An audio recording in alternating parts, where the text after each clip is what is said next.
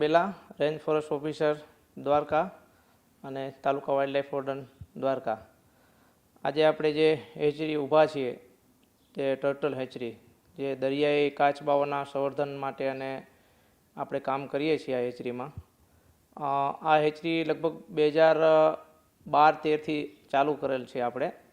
અને આની પહેલાં આપણી મરીન નેશનલ પાર્ક હસ્તક એક માધવપુર ઘેડ જે હેચરી હતી, પણ 12 પછી આપણે આ હેચરી ચાલુ કરતા એ હેચરી આપણે પોરબંદર વન વિભાગને સોંપેલું હોય છે. તો 2012થી આપણે અહીંયા કાચબાઓના એગ્સ ઈંડાઓ લઈ આવીએ છીએ દરિયા કિનારેથી અને આપણી હેચિંગ સેન્ટરમાં રાખીએ છીએ. અને અમુક દિવસ પછી ઓટોમેટિક જે બચ્ચા બહાર નીકળે તો એ બચ્ચાઓને આપણે દરિયાની અંદર છોડી દેતા હોઈએ છીએ. વધારે જે આપણે કામગીરી કરીએ છીએ એમાં સૌથી વધારે અહીંયા ગ્રીન સી ટર્ટલ અને ઓલિવ રીડલી. ઓલિવ રીડલી છે એ માત્ર 1 કે 2% જ હોય છે, બાકી મોટાભાગે આપણે ગ્રીન સી ટર્ટલના કાચબાઓ વધારે આવે છે અને એ આપણા કિનારા ઉપર એગ્સ છોડે છે. જેમ વાત કરીએ ઓડિશાની અંદર જે માસ નેસ્ટિંગ થાય છે ત્યાં ઓલિવ રીડલી એક સાથે અસંખ્ય કાચબાઓ આવે છે અને દરિયા કિનારે એક સાથે એક દિવસે એક સમયે એગ્સ છોડીને જતા રહે છે. તો ત્યાં માસ નેસ્ટિંગ થાય છે.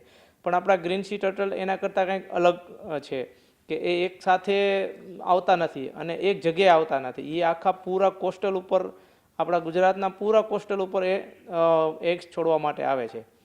અને લગભગ એમ કહીએ તો કહી શકાય કે ભારતના એક માત્ર ગુજરાતના કિનારા પર જ ગ્રીન સી ટર્ટલ આવે છે. એના 2-3 કારણ છે કે એને અહીંનું વાતાવરણ થોડું પ્રકૃતિ પ્રમાણે એને માફક આવે છે, અને બીજું એ કે એમનો જે ખોરાક છે એ આલ્ગી છે, સી ગ્રાસ છે. તો એ ખોરાકના હિસાબે જે એમનો જે નેસ્ટિંગ આ મીટિંગ પીરિયડ હોય છે આ સમયમાં એને અહીંયા ખોરાક મળી રહે છે એટલે આપણા વિસ્તાર ઉપર આવે છે અને અમુક સમય માટે રહે છે અને પછી એગ્સ છોડી અને એનો ટાઈમ પૂરો થાય એટલે પછી જતા રહીએ છે. તો આ જે એગ્સ છોડવા અને એગ્સમાંથી બચ્ચા નીકળવાનો જે સમય છે એ સપ્ટેમ્બરથી ચાલુ કરી અને એપ્રિલ સુધી માળા આપણા કિનારા ઉપર મૂકે છે અને પછી એપ્રિલ પછી એ જતા રહે છે અહીંથી. અને અહીંયાથી આપણે જે કંઈ બચ્ચાને ઈંડામાંથી જે બચ્ચા નીકળે છે અને એમને જે પણ આપણે દરિયામાં છોડીએ છીએ, આખા સૃષ્ટિનો દરિયો ફરી અને પાછા રિટર્ન આપણે ત્યાં જ જ્યારે એનો મીટિંગ પીરિયડ થાય, એ એક એડલ્ટ થાય ત્યારે આપણા કિનારા પર પણ આવતા હોય છે. અને વાત કરીએ કે આપણા વિસ્તારની અંદર કેટલા, તો આપણે ગુજરાતમાં આપણે 4 પ્રકારના કાચબા જોવા મળે છે: green sea turtle, olive ridley, leatherback અને હોક્સબિલ. એમાંના જે ગ્રીન સી ટર્ટલ અને ઓલિવ રીડલી છે એ બંને જ આપણે ત્યાં એગ્સ છોડે છે, નેસ્ટિંગ માટે આવે છે. બાકીના ખાલી કિનારા ઉપર જોવા મળેલ છે. અને આમ જોઈએ તો આખા વિશ્વની અંદર 7 પ્રકારના કાચબાઓ જોવા મળે છે. એમાંના આપણે ત્યાં 4 પ્રકારના કાચબાઓ છે એ જોવા મળે છે. આપણે જે ગ્રીન સી ટર્ટલના એગ્સ લઈ આવવાની જે કામગીરી અહીંયા કરીએ છીએ અને અહીંયાથી એગ્સ માંથી જે બચ્ચા નીકળે એને આપણે છોડીએ છીએ, તો આ કામગીરીમાં આપણા વન વિભાગ હસ્તકના અલગ અલગ સ્ટાફ છે જે ઓખાથી લઈ અને હર્ષદ સુધીના આ આખા 55 કિલોમીટરના એરિયાની અંદર દરરોજના સવારમાં એક રાઉન્ડ લગાવી અને ત્યાં જે જગ્યાએ એના ટ્રેક જોવા મળે છે કાચબાઓના, તો એના ઉપરથી ખબર પડે કે આ વિસ્તારની અંદર અહીંયા માળો મૂકેલો છે. તો એના આધારે એ ત્યાંથી ઈંડા લઈ અને આપણી હેચરીની અંદર લઈ આવીએ છીએ અને આપણે અહીંયા જે રાખીએ છીએ તો રાખી અને પછી એને જ્યારે 40, 45 કે 50, 55 દિવસ સુધીની અંદર બચ્ચા ઓલમોસ્ટ નીકળી છે બહાર, તો આપણે દરિયાની અંદર એને છોડતા હોઈએ છીએ.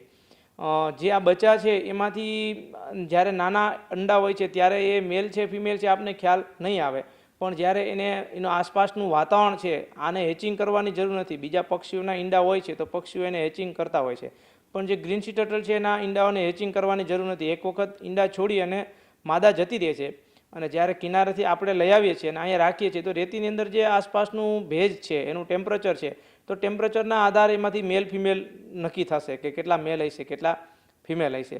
તો આવા આપણે વર્ષ દરમિયાન અલગ અલગ સંખ્યામાં માળા લઈ આવતા હોય છે, જેમાં આપણે 2024-25ની અંદર ટોટલ આપણે 83 માળા લઈ આવ્યા છીએ. 7,891ની સંખ્યામાં ઈંડા લઈ આવ્યા છે, એમાંથી 6,000 આપણે બચ્ચા દરિયામાં છોડ્યા છે. એમ ટોટલ આપણે 2012થી આજ સુધીની અંદર 1,06,000 ઈંડા લઈ આવેલા છીએ અને એમાંથી 80,000 બચાવને આપણે દરિયાની અંદર છોડેલા છે. અને જે આપણે દરિયાની અંદર બચાવ છોડીએ છીએ એમાંથી 1 થી 2% જ એવું હોય છે કે જે એડલ્ટ થાય છે, બાકીના જીવતા નથી હોતા. એમ મતલબ મોટી ઉંમરની થાય ત્યારે 1 થી 2% એનું રિઝલ્ટ હોય છે.